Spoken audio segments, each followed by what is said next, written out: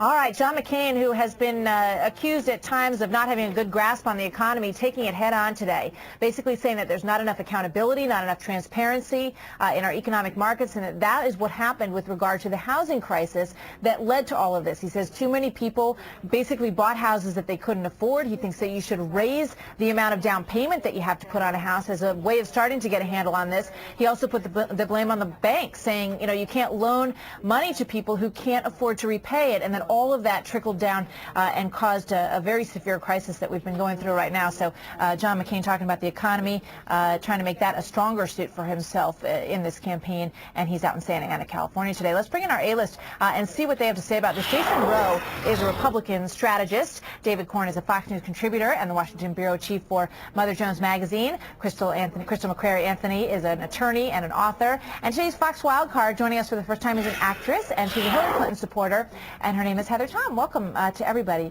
Hello. Jason, let me start with you. Clearly, John McCain wants everybody to take him seriously when it comes to the economy. How did he do? Well, you know, I was impressed with the substance of that speech. For a guy who just a few weeks ago admitted that the economy was not his strong suit, he demonstrated a pretty good grasp of economic issues and what is happening right now with the mortgage crisis and its impact on the U.S. economy. Secondly, I think, you know, his famous straight talk came through, where you could see that he's not separating small borrowers from you know, what a government bailout might look like, and you know, that takes a bit of courage, and compared to the pandering going on the other side, probably will, one, help him stand out, but it'll be interesting if it's a gamble that helps him politically. Yeah, he's clearly drawing a great divide, David Corn, between what we're seeing from Democrats, which is, you know, Hillary's calling for $30 billion more to be thrown in there as stimulus. He's saying, look, we got to take the pain here, folks, a little bit, and work harder, maybe get another job, maybe give up a vacation. That's tough talk.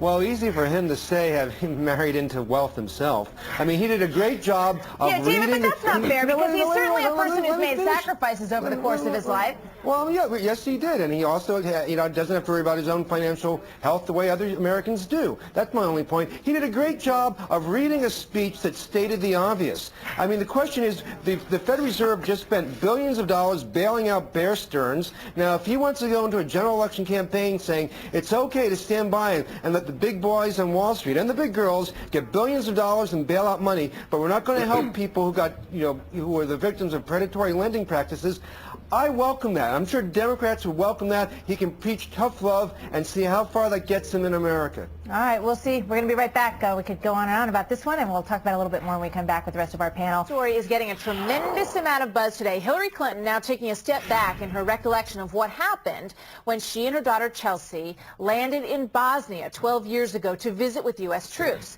The senator, who frequently claims that she's more qualified as a presidential candidate, she's been under attack by the Obama campaign about all of this. They're saying that she exaggerated her role in foreign policy while she was First Lady. So let's take a listen to what the senator said about her experience when landing in Bosnia. Was they got off the plane and they had to kind of run, and that they had to cancel what was going to be a meet and greet sort of thing because it was too dangerous. But you're going to see in the video we're going to show you in just a moment that they did have that meet and greet, and it, you know, nobody seemed to be ducking from anything. But let's bring our A-list back in and see what they have to say about all of this. Heather, let me go to you. I know you're a Hillary supporter. What do you make of all this controversy? Well, I think this is an event that happened 12 years ago, and her memory may be a bit foggy about that. I think that she's also explained it in the past in her book, and I think that politicians tend to exaggerate sometimes. I think that John McCain certainly has misspoke in the past, especially dealing with al-Qaeda and Iran's involvement with al-Qaeda in Iraq, and I think that's a lot more important when you look at something like that. We're in a war right now than looking at something that happened 12 years ago. Right. You know, Crystal, I guess the big issue is, given that the Clintons' history and sort of rewriting some things and, you know, straightening out things about what they said and what they meant, it kind of brings up some of that for some voters. Well, yeah, it brings up that a lot for people. If you're a Hillary supporter, you're going to pounce on this and say, look, it was 12 years ago and she did make a mistake. She misspoke. If you're not a Hillary supporter, you're going to say, oh, this is proof again that she's exaggerating. But the fact of the matter is, I look at that footage, and while it's true they weren't running and ducking looking for cover, Hillary and Chelsea were surrounded by armed guards. It was a war-torn area. You know, her recollection that many years ago, I could see how she might, you know, you sort of think about things that happened and you think about them differently than what the reality was. And I caught a fish and it was this big, but it turns out to be it was that big. And it was pretty dangerous at the time. I mean, if I'm landing with all those armed guards, weapons this large around me, I'm going to think, you know, this is a dangerous area. I mean, let's take a look at the video just a minute here, and then I want to bring in David Corn. This is the scene when they're landing. One thing I think is really strange is that she doesn't mention Chelsea, because I would be thinking Chelsea doesn't have any headgear on. She doesn't seem to have any protective stuff on her. So if this was a dangerous situation, and clearly they were in Bosnia, and it was a war situation that they were walking into, I think that we also have another statement attached to this? All right, let's go to David Corn. David, much ado about nothing, or does this go to the whole sort of Clinton, you know, here's what we said and here's what we meant to say? Well, I think in between. I think this is really troubling. I mean, it wasn't, she said in her statement today, we didn't hear it, but she said, this is the first time I misspoke in 12 years. You know, on my iPhone, I got immediately a message from the Obama campaign with 4 times in which she said the same thing. So in her own mind, she built up this situation and that was far more dramatic than it was.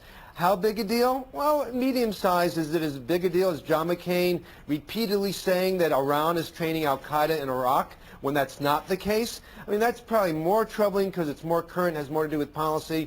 But the Clinton people, what was actually more troubling was they just stuck to the story over and over again until the video appeared showing that she had no leg to stand on. Then she had to come up with an excuse, which doesn't fully explain the alleged misspeaking. All right, one of the things that I find interesting about this whole thing is that Sinbad kind of broke this story. I know that it was talked about a bit, but one of the first times that we got it on the air was when Sinbad said this. He was traveling on in this same trip as a comedian there to entertain the troops. He said, I never felt like I was in a dangerous position. I never felt being in a sense of peril or, oh God, I hope I'm going to be okay when I get out of this helicopter or when I get out of this tank. I think the only red phone moment, he's referring, of course, to that infamous commercial, was, do we eat here or at the next place?